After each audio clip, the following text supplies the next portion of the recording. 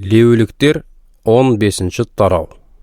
Жаратқан ие Мұса мен Харонға тағы нұсқау беріп бұлай деді. Исраил халқына мынаны айтыңдар. Егер біреудің денесінен ірің бөлінетін болса, сол адам таза емес болып саналады. Ірің не ағып жүрген, не іркіліп тоқтап қалған. Екі жағдайда да адамды арамдайды. Денесінен ірің ағатын адамның жатқан төсегі, әрі ол отырған нәрселердің бәрі арамданады. Оның төсегімен жанасып кеткен әркім киімдерін жуып, өзі де сумен жуынсын. Сол адам кешке дейін таза емес болып саналады. Денесінен ірің ағатын адамның отырып кеткен жеріне отырған басқа адам да киімдерін жуып, өзі де сумен жуынсын. Сол адам кешке дейін таза емес болып саналады. Егер біреу ірің ағып жүрген адамның денесімен жанасып кетсе, ол киімдерін жуып, өзі де сумен жуынсын. Сол адам кешке дейін таза емес болып саналады. Егер денесінен ірің ағатын адамның түкірігі таза біреуге шашырап кетсе, ол киімдерін жуып, өзі де сумен жуынсын. Сол адам кешке дейін таза емес болып саналады. Денесінен ірің ағатын адам отырған аттың ері де арамданады. Оның отырған кез келген нәрсесімен жанасқан немесе соны көтерген әркім киімдерін жуып, өзі де сумен жуынсын. Сол адам кешке дейін таза емес болып саналады.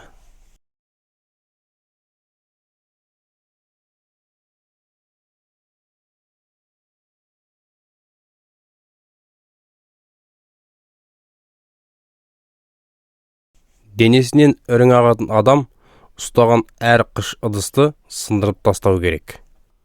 Ал егер ол ағаш ыдыс болса, сумен жуылып шайылсын. Сол адам ірің ағудан сауығып кеткенде, өзінің тазару үшін 7 күнді санасын. Сол кезең өткеннен кейін, адам киімдерін жуып, өзі ағынды сумен жуынсын. Содан кейін ол таза болып саналады. 8-ші күні ол 2 орман кептерін немесе 2 жас көгершінді алып, кездесу шатырының кіреберісіне, жаратқан иенің алдына келіп, құстарды діни қызметкерге табыстасын. Діни қызметкер олардың біреуін күнәнің құнын өтейтін, екіншісін түгелдей өртелетін құрбандықтар ретінде шалсын.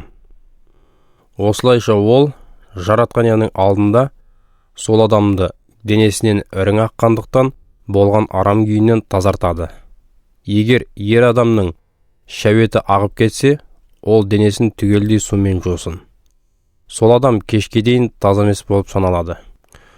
Оның шәуеті тамған әрбір киім мен былғары бұйымды сумен жуу керек. Сол киім не бұйым кешке дейін арамданған болады. Еркек әйелмен жақындасып, шәуеті ағып кетсе, екеуі де сумен жуынуға тиіс. Олар кешке дейін таза емес болып саналады. Егер әйелдің әдеттегіде айлық етек кірі келіп жүрген болса, оның таза емес деп саналатын уақыты 7 күнге созылады. Сол кезде онымен жанасқан әр адам кешке дейін таза емес болып саналады. Етек кірі келіп жүрген әйел жатқан әрі отырған нәрселердің бәрі де арам болып саналады. Сондай әйелдің төсегімен жанасқан әркім киімдерін жуып, өзі де суға түсіп шомылсын. Ол кешке дейін таза емес болып саналады. Әйелдің отырған нәрселерімен жанасқан әркім киімдерін жуып, өзі де сумен жуынсын. Ол кешке дейін таза емес болып саналады. Әйелдің жатқан төсегінің не отырған бұйымының үстіндегі кез келген нәрсесімен жанасқан әркім кешке дейін таза емес болып саналады.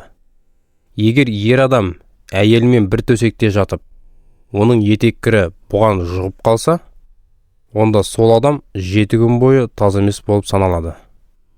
Ол жатқан әрбір төсекте арамданған болады. Егер әйелдің етек кірі әдеттен тыс басталып, көпке созылса, немесе етек кірі әдеттегіден ұзақ уақытқа созылса, онда әйел сол кезең бойы таза емес болып саналады. Сол аралықта әйел жатқан әр төсек не отырған әр нәрсе, оның әдеттегі келетін етек кірі мен арамданған төсегі не отырған нәрселері сияқты арам болып саналады. Осы нәрселермен жанасқан әркім таза емес болып саналады. Ол киімдерін жуып, өзі де сумен жуынсын. Адам кешке дейін таза емес болып саналады.